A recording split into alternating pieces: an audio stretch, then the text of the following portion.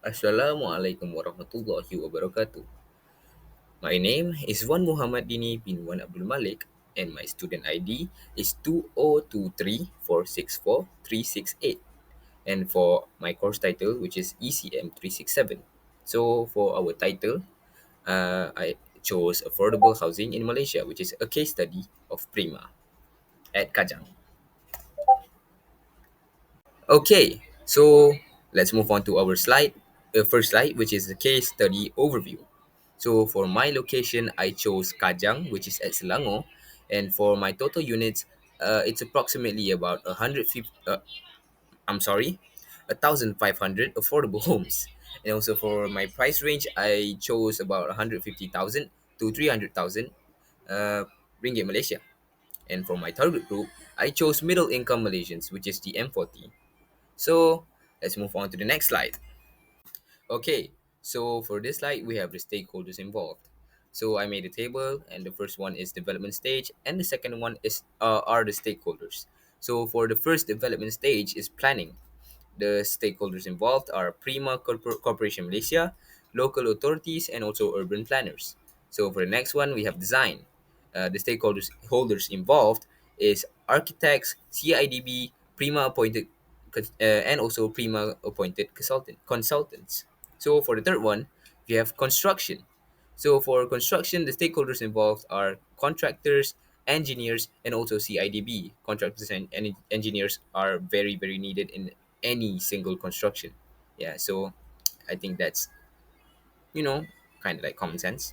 Okay, so the fourth one is marketing and sales, which is Prima, banks, and real estate agents. Okay, so let's move on to the next slide. Okay, so now for this slide, we have strengths and weaknesses of Prima. So for the first one, strengths, which is the first one we have is subsidized pricing for M40 income group.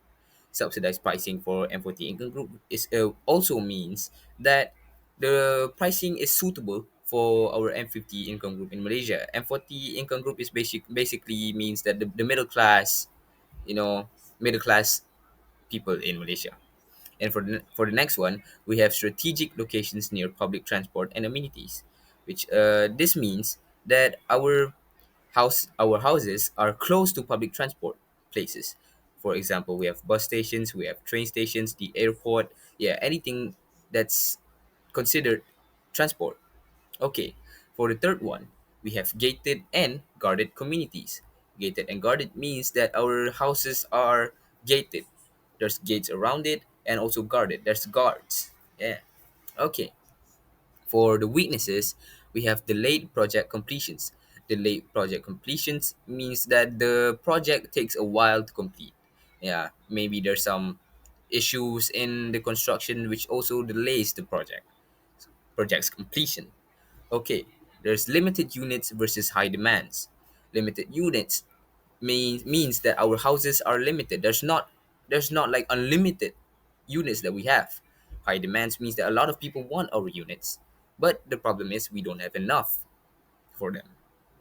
Okay, so for bureaucratic registration and approval process means that it takes a while. Usually when you want to have a house, it takes a lot of steps. You have to go to the government and register, and the approval process also takes a while. So it's gonna be a bit of an issue. Okay, so for this slide, we have CIDB's role and also material selection. So for CIDB's role, they have to develop guidelines and standards for building materials and designs. So basically, they have to any in everything you do in any construction in anything. There's always guidelines and there's always standard procedure for for anything. Yeah, anything requires that, and it is to ensure having to have enough building materials and also designs. Okay, so for the next one, we have ensures compliance with safety, sustainability, and quality benchmarks.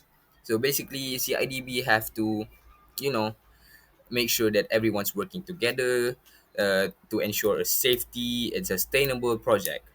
Okay, so for the third one, they have to promote the industrial building system for faster and cost effective construction. So this one basically just means that to save time, to save time.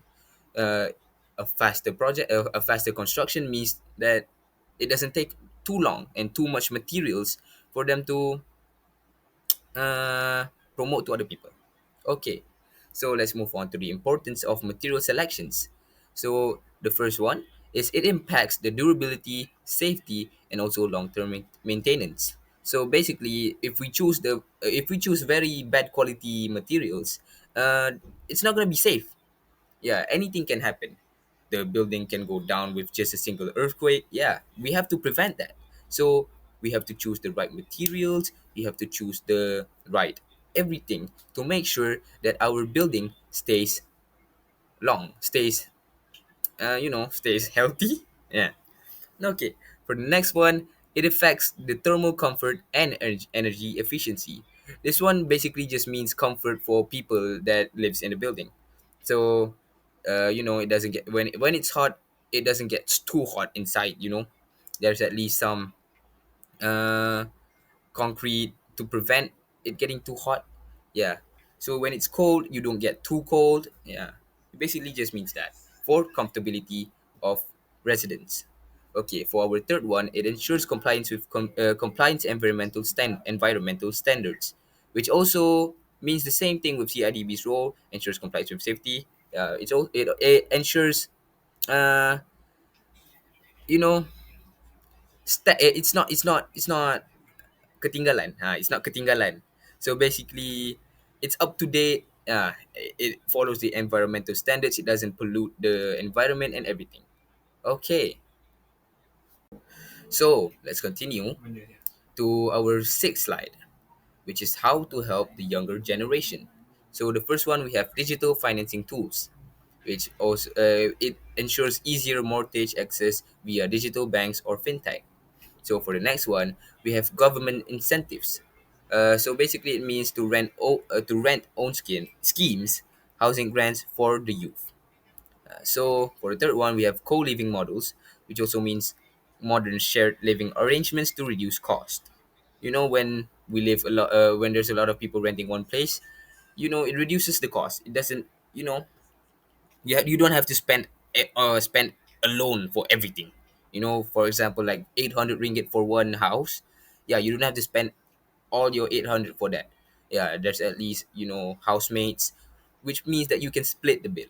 Okay, for the fourth one, we have public private partnerships, which also encourages joint ventures with developers to reduce construction costs. Okay, so this one basically just means that we want to reduce the construction costs, so we conjoin with other partnership with other construction agencies to at least reduce the cost. And so, for our conclusion, in summary, Prima has helped improve access to affordable housing for Malaysia's middle income group by offering quality homes at reasonable prices, while challenges like project delays and limited units still remain. There's nothing we can do about it. So, CIDB's role in maintaining construction standards supports long-term sustainability, which is very good. Very good. Okay, it's with better policies and youth-focused solutions. So this one helps the youth, for better policies. Okay, so affordable housing can become more accessible and impactful for future generations. Back in my days, padahal baru umur 20 kan. Okay. There's a lot of issues about houses. Yeah. Honestly, even now, there's a lot of issues with houses for the youth. So this one basically just makes it easier for people to find homes, for people to live. Okay.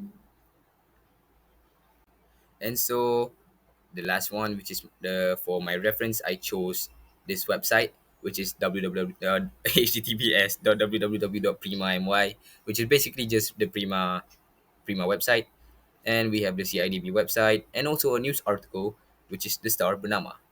Okay, so thank you very very much for watching my video. I don't know if I helped, but I really hope it does. So one thing I can ask from all of my audiences is please subscribe to my channel, and let's wait for more.